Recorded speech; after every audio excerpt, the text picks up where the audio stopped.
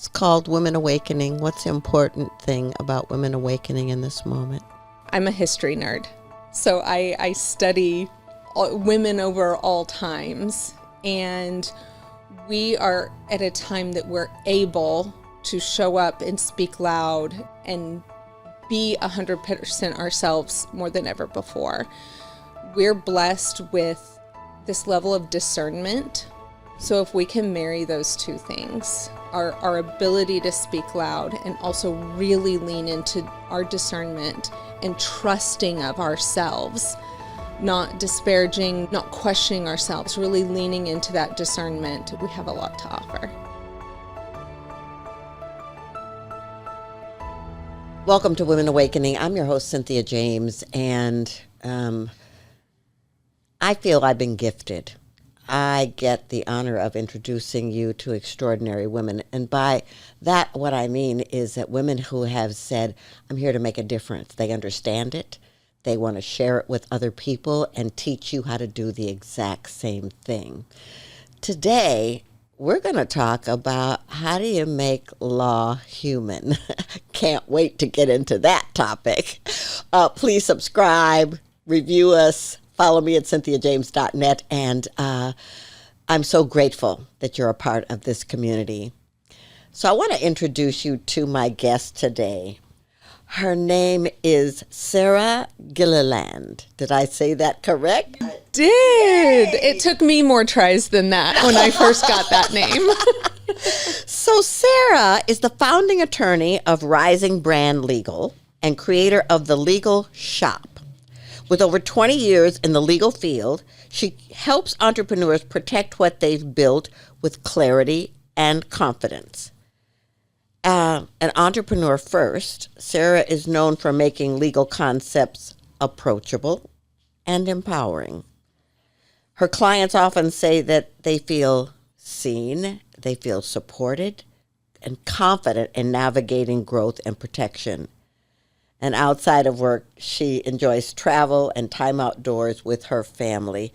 Sarah, I'm so grateful that you're here. Thank you for having me. I'm thrilled to be here and talk with you. Well, I just want to start with how you grew up and where you grew up. Yeah, I grew up in Tulsa, Oklahoma, the second largest city in Oklahoma, which means absolutely nothing because everything in Oklahoma is very much small town. And I grew up very poor. So, our electricity was turned off plenty of times that I remember. I remember being teased for, being outwardly appearing poor, standing in the church line to get food. And as long as I can remember, just thinking, I don't want this. Yeah. I don't want this. And, a 5-year-old, a 6-year-old's mind looking around at who has a different life than me. Their parents were doctors or lawyers, and I don't do blood and guts. So right there with you. So there's the pick on what to do with that. Mm-hmm. And so, yeah, it was a lot of navigating, abuse and addiction in my household, poverty, and just looking on the outside of there's got to be something different. Right. Okay, so you're coming from this family and this lifestyle. What was the one thing that moved you? Because clearly you've gone to school, clearly you became a lawyer. What propelled you in that direction? I mean, did someone inspire you? Did you get a scholarship? How did that happen? My grandmother was a great inspiration to me. She was the executive director of the Girl Scout Council in Tulsa. When she retired, I was in my teen years, but her retirement looked like traveling to other councils to fill in for executive directors while they were in an interim position. And she was just a powerhouse. And she had grown up in a very restrictive environment, but never fought against it. It's like she worked with this restriction to also lean into the most powerful version of herself. And I don't know that I can credit teenage me for looking at that with any level of wisdom. But something about it, something about watching her navigate without apologies and kind of breaking rules while leaning into them at the same time. I really think that had a lot of impact. Well, at the same time, maybe things that weren't meant to lead me or meant to be complimentary. When 6-year-old Sarah had opinions that people were sick of hearing, and they would say, well, you should just be a lawyer. I took that as the compliment it wasn't intended to be. Well, I love that your grandmother, I had a grandmother that saw me way beyond how I was living and what was happening. And I'm a grandmother today, and it's like, I want to be that kind of inspiration. So I want to talk about law because a lot of women are terrified of it. Yeah. And are afraid to even step into trying to understand how the law can support them and enliven them. So can we talk a little bit about that? Yeah, I have a lot of respect for that perspective. And I have to say it's something I grapple with in my career because we have an extremely imperfect system, to be charitable, and a system that can be devastating for people. And I found myself in several times in my career thinking, what have I gotten into? Why am I even part of this system? I want nothing to do with it. And in my latest reinvention of myself, which I think I love when women do that over and over again throughout their lives, but I realized that this is where I've invested my education and my time and my career. Do I need to reject it and step away and want nothing to do with it? Or can I play my part to make it feel as empowering as possible and feel as workable as possible? Because like it or not, every entrepreneur, every business owner, every human is subject to the laws of where they are. Exactly. So me rejecting it doesn't mean it goes away. So I might as well play my role and have this education in this part that I am in the system and make it feel as empowering and give people confidence in it and the information they need to step confidently with this system versus everybody just wanting it to go away. Right. Well, because it's not gonna. No. And I'm really glad you made that decision because we need you. I guess one of the things is like a lot of women I know want to be entrepreneurs or are entrepreneurs, but they don't have the wherewithal to understand how to protect themselves, their intellectual property, any of that kinds of stuff. And so what do you say to those women? Because they need it, even though they want to run from it. Right.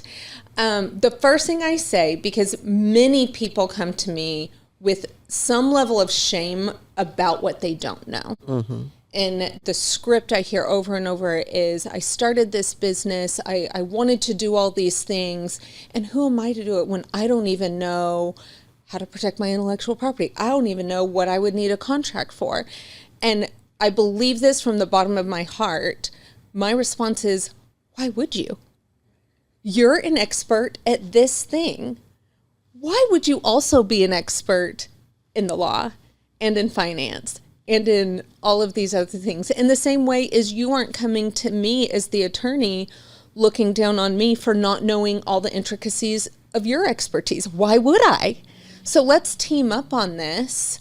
Let me give you the tools and the information you need so that you can fill in that gap without you shaming yourself for not already having it, because why on earth would you? And you shouldn't expect that of yourself. Right. I love that you brought in that whole thing about the shame game that we play with ourselves, because, I mean, that's like, you know, you should know about accounting and you should know about law and you should know about marketing and you should know all these things, even though you're trying to do this. About how to produce a podcast. Exactly. How would I? Exactly. I guess I just want to ask you, a lot of people are starting businesses and contracts come their way. Right. They don't know what they're looking at. They don't think they can afford an attorney, but they're signing their name to a document that has impact. Yeah. Can we talk about that a little bit? I mean, I just feel like I know so many people who've lost money or lost property or businesses have been taken over in some way, shape, or form because they didn't read the fine print. Right. And yeah, we hear about those stories. There's, I think one of the most recent ones, and I believe the woman even ended up speaking to Congress, was a designer that she was just a designer with the name that was on her birth certificate and didn't realize that the contract she signed gave over her name, gave over her right to use that name in the setting of design. And again, that's one of those things. Why on earth would a 20-something-year-old woman, man, anybody starting their career think that they could lose the right to use the name on their birth certificate with their career? And that's where I really encourage people, because there's this level of panic, probably in the same way that I panic when I see a spreadsheet, that your vision narrows. You look at this contract and you're like, I don't know, it looks legal. And you want the deal. You want the money that's on the other side of that contract. I really, really encourage people to just take a breath, say, I can do this, and just read it in your own plain language. Don't try to figure out the legal words, any of that. Just read it, do a read over. Let yourself do that in the same way I have to breathe and make myself read a spreadsheet. They're just numbers. They're just words. We can do it. I'm right there with you. And if there are things that feel unclear, if you think you can't afford an attorney, find out for sure. Ask around, ask other entrepreneur friends, get some referrals, talk to a couple of lawyers, get a good idea of what it would actually cost. Yes, maybe it's outside of the budget, but also maybe it is something that you can do and it's worth it for what the potential exchange is. And the other side of it is, if there are terms that feel really unclear, don't feel kick out that shame, embarrassment, any of that. Go back to the other side and say, listen, if I was looking at this as a complete stranger, I'm a judge, I'm a juror, and I'm looking at this, I can't really tell what's expected of both of us. Let's make this language a little bit more clear. Yes. Let's break this down to really measurable action items so that when we look back at this contract in 5 years, we're not wondering, what did we mean by that? We were really clear about it. And I can say courts and judges are preferable to plain language versus all this legalese, here, thou, shall. Knock it off. And it's okay, as somebody receiving and being expected to sign a contract, to say, we need to break this down so a complete stranger that knows nothing about our business relationship could look at this and say, oh, this is what was expected of both of them. And that'll save conflict between us later. So we're not trying to remember, what did we mean by that? We know exactly what both of us were promising. Well, you know what I love about what you said is that you don't have to rush to sign a contract. You get to take your time. I mean, a lot of times people want you to, and they're pushing for you to sign the contract without you understanding what you're signing, how it's going to benefit you, what's going to benefit the other side. And so you can take your time to get clarity so you feel secure. 100%. And I'm so glad you said that, because rush and pressure in and of itself, no matter what that contract says, rush and pressure is a major red flag. And you need to treat it as a major red flag so that that money isn't the most expensive money you've ever made. Right. And we see this across the board in other things that are red flags, in common scams, in some of the phone scams that we hear about that take advantage of people. It's always this, hurry up, you don't have time to ask anybody, no, don't get any advice, you need to sign this now, we're moving on. Being willing to walk away from a deal, even if it makes your tummy hurt, even if you're like, I can't lose that money, I have bills to pay. Having that open possibility of, I can walk away from this if it's bad for me, is the most powerful business position to put yourself in. So even if you don't want to walk away, rejecting the rush, If somebody says, you need to sign this now, there's no time, we're moving on with somebody else, if not you, you can say, I understand if that's something you need to do. I'd still love to work with you. I'm going to take my time to read this over, get the proper advice. If it's still a good fit when I'm done looking at it, I hope we can work together. It's not burning a bridge. And I think you'll find 99% of the time, they haven't moved on. They still want to work. If it was a rush and that important, they still want to work with you on the other side too. Absolutely. So doing this kind of work, talk to us about how it can help your expansion, your visibility, your presence in the world. There is this legal pixie dust that I see sprinkled over my clients, that when their contracts are in order, when they have trademark protection over their name, it gives this internal subconscious feeling of legitimacy that's real also. It's not just magic. It's real magic. That it gives this feeling of legitimacy and confidence that I'm a big deal. I have my stuff in order. I have my house in order. I don't have this lingering question of, if somebody else that's a big deal comes to me, I'm not going to know what to do with it. Right. My house is in order and I'm ready to grow. And it's something that, we kind of have to dig at, but I'm confident to say 100% of my clients, when we get everything in order, they see this expansion, this growth. I'll hedge myself, 99.7%. Because I'm a lawyer. The disclaimer. And it just gives this confidence of, I'm not worried about any of this. What if it all works out? What if the best case scenario happens? Great. Awesome. So now they're ready to go get it, and they do. And that is, like, you see me lighting up. That is the coolest thing to me to watch. If I've gotten to play this little background role and that growth just skyrocketing, that's so fun. Well, and it's so important. When I wrote my first book, my friend said, you need to talk to somebody about getting this copyright. And I was like, well, why do I need to do that? And she was like, so nobody steals your book. So I work with authors today, and that's one of the first things we talk about. It's like, you have to have support to get your stuff copywritten, and then if your business trademark, if you've got a project or whatever. And I remember when I looked back on it, I thought, oh, I was so silly back then, because I was clueless as to what was necessary and what could have happened if I hadn't done what they told me to do. Yeah. But why would you have known? That's exactly. I'll challenge the silliness. I don't think it was silly at all. Why would you have known? And then you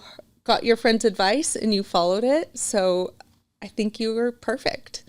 Well, I appreciate that. And I just want to say, I'm looking at you and I'm thinking, I would trust this woman to help me get my stuff together, because she knows her stuff. So for you, what do you think is the most important gift of being aligned in your business with your legalese and the way you want to deliver yourself in the world? What do you think is important about that? As the entrepreneur, it lets you lean in to your genius. It lets you lean into the things that your gift to the world. Because if you're worried about this and that, and you're trying to make yourself the expert at all the other things, and it's just naturally messy. And every one of us that has a business knows that there's messy times, and that's okay. But when those things are in order, then being able to return back to yourself and your gift and your genius, those things are taken care of. Now I can really give to the world in the way I was meant to. 100%. Okay, how do people find you and the work that you do? Yes, my website's risingbrandlegal.com. thelegalshoppe.com. Legal Shoppe spelled SHOPPE, because that's super cute. The Legal Shoppe, by the time this airs, 2.0 will be out, and I I can't say anything yet, but it is very, very exciting. And Instagram at Sarah Knows Legal. Beautiful. I asked the same last question on my show. It's called Women Awakening. What's the important thing about women awakening in this moment? In this moment, I'm a history nerd. So I study women over all times. And we are at a time that we're able to show up and speak loud and be 100% ourselves more than ever before. We're blessed with this level of discernment. So if we can marry those two things, our ability to speak loud and also really lean into our discernment and trusting of ourselves, not disparaging, not questioning ourselves, really leaning into that discernment, we have a lot to offer. Well, thank you so much for saying that, and I'm so grateful that you've been here. Your warmth and your caring and your expertise are just beautiful to witness. Thank you so much for having me, and thank you for reflecting that back to me. All right, ladies, I just want to say I hope you took that in, that you could really feel the importance of taking care of yourself, especially legally, so that you can do. I love when she said your genius, being in your zone of genius. I'm so grateful that you were here. Please subscribe, review us. It's important. Visit cynthiajames.net. And I guess I just want to say to you, you are significant on this planet in this moment. You wouldn't be here otherwise. And so if you can bring your talents and your gifts and deliver them to one person, 10 people, 30 people, it's all good. I love you. Thank you for being here. I'll see you next time.